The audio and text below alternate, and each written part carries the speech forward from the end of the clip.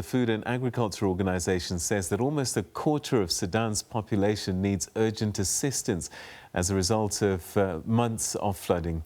Dr. Babagana Ahmadu is Sudan's representative of the United Nations and Food and Agriculture Organization, the FAO.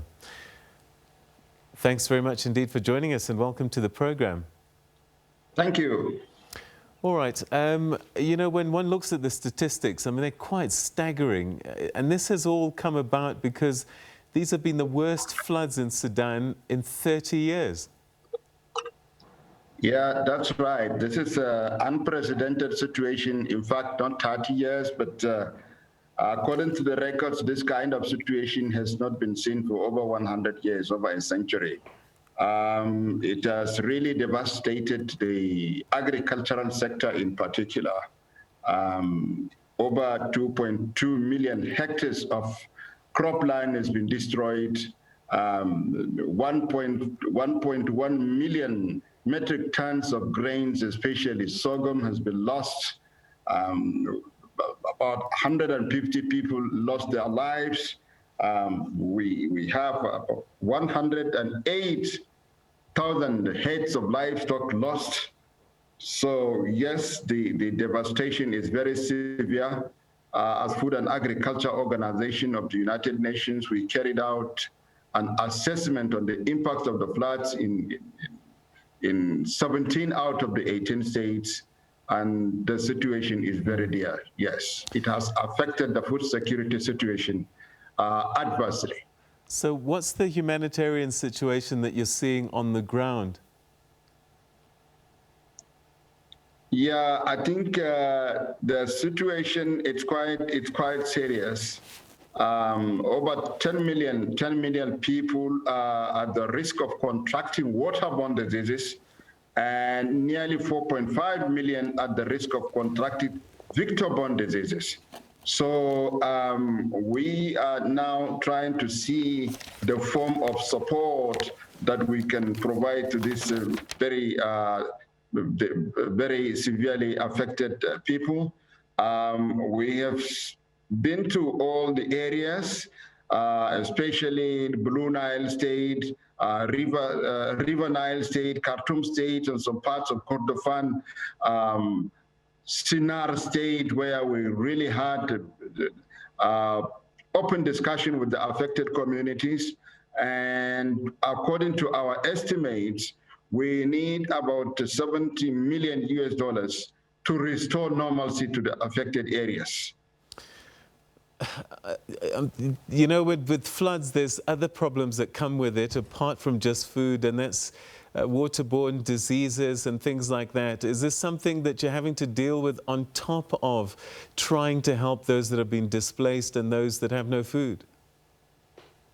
That's right. According to the figures, 9.6 million people are already facing severe food shortage. So, and this is nearly 21% of the population in a very serious need of food. So we think unless something is done very urgently, the situation will get worse. These people, they rely on agriculture as a source of food and source of livelihood, and now they've lost almost everything. So we are now strategizing on how we can get them back to the farms to take advantage of the coming winter season to at least replant the areas, to clear the land, to restore some of the damaged irrigation pipelines, to provide them with good quality seeds and bring in some animals for restocking. So we are really in a very desperate situation to ensure that these 9.6 million people, the situation with these people does not slip into further very acute and very devastating food insecurity situation. So we have been appealing to the international development partners and the donor communities to see how best we can get support in restoring normalcy and getting food, making the people have access to food as soon as possible. Yeah, normalcy in a very abnormal situation. Has COVID-19 further complicated things for people on the ground as well? That's correct. Before the floods, we've been dealing with the issue of COVID-19 brought about, lack of access to the markets because of the lockdowns. The produce from the farm cannot get into the market. Food scarcity, it's all over. The prices have been skyrocketing, and the situation was further compounded by the fact that infrastructure for market access has been completely locked down. So we recorded a lot of food waste and loss across the country, and this is really, the situation is really very, very bad for Sudan this year. I know that these are unusual flood levels, but floods are not uncommon. Was there no preparation for these floods, or there was just too much too soon? Well, I think the floods, it took everybody by surprise. It defied all the projections, and the early warning systems. Nobody ever thought of this. So yeah, it took everybody by surprise. We fully know that Sudan is a disaster-prone country. Recurrent droughts or floods, but not in the magnitude in which we have seen it this year. All right, focusing again on the people, especially those that have been displaced. Have there been any fatalities as a direct result of these floods?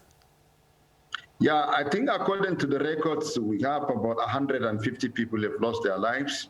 But thanks to the efforts of the international development partners, some have started bringing in relief materials. We have got blankets and beds and sanitary items being brought in by some good development partners. So this is helping to ease the situation a little bit, but we really need a more rapid response in terms of restoring some of the damages that are done to the agricultural sector in particular. The sector, 80% of the rural people in Sudan, they rely on agriculture as a source of food, a source of income, and source of employment. So the damage to this sector, it's really a very big blow to the communities.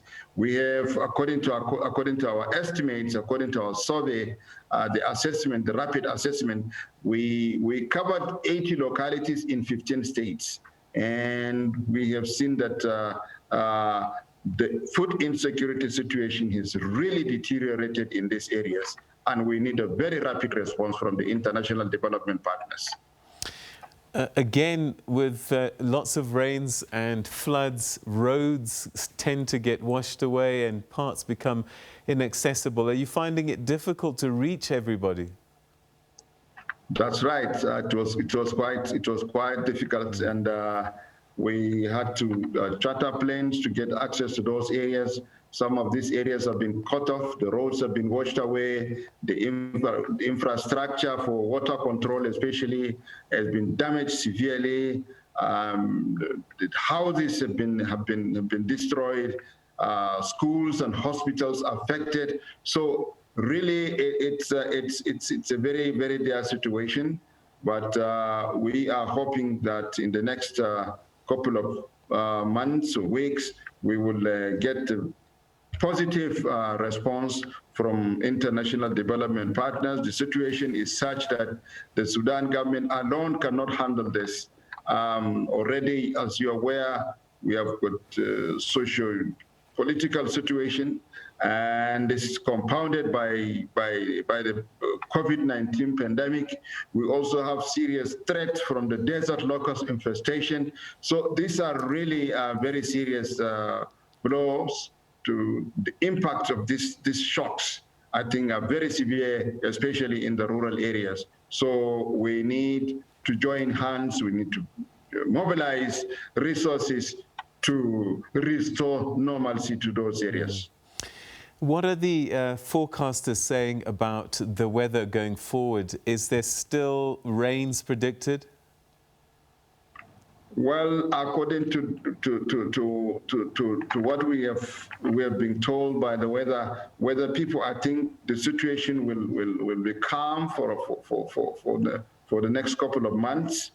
But it has really sent us a very serious signal to strengthen our disaster response mechanism.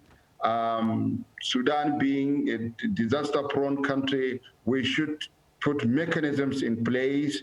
So we are working very closely with experts to strengthen the disaster response mechanism across the country.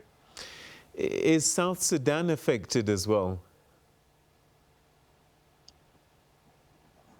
Yeah, I think some of the neighboring countries have been experiencing the floods, but it's not in the magnitude that we have seen in Sudan.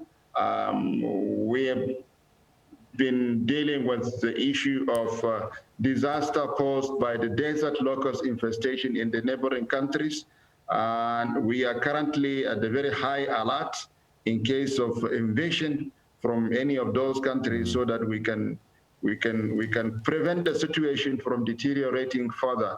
As you're aware, the desert locusts and some of these migrant pests and diseases, they cause serious threats to food security in many countries in the East Africa region. So we are fully prepared in case of invasion from the neighboring countries. All right. I mean, so much to deal with in terms of natural disasters, as you're talking about locusts and these floods. But I suppose it comes as some relief that the transitional government has signed peace accords with the rebels, perhaps giving you greater access to people in need. That's correct. I think the signing of the peace agreement is going to help in a number of ways in accessing those areas that are otherwise inaccessible, so that we can deliver humanitarian aid to those people. There are areas that have been restricted for a while, so we are working very closely, monitoring very closely the next steps in the implementation of the peace agreement to allow for humanitarian access to many of the areas that are in need of our services. All right. Well, we wish you and your team the very best in reaching everybody in need, and let's hope the international community can assist you as well in this plight. Thank you so much indeed for joining us, Dr. Ahmadu. Thank you. All right, that's Dr. Babagana Ahmadu, who's Sudan's representative for the United Nations Food and Agriculture Organization, the FAO. Sudan in desperate need. Floods they haven't seen in decades, devastating the population there. Millions displaced, and now food insecurity for at least a quarter of the population.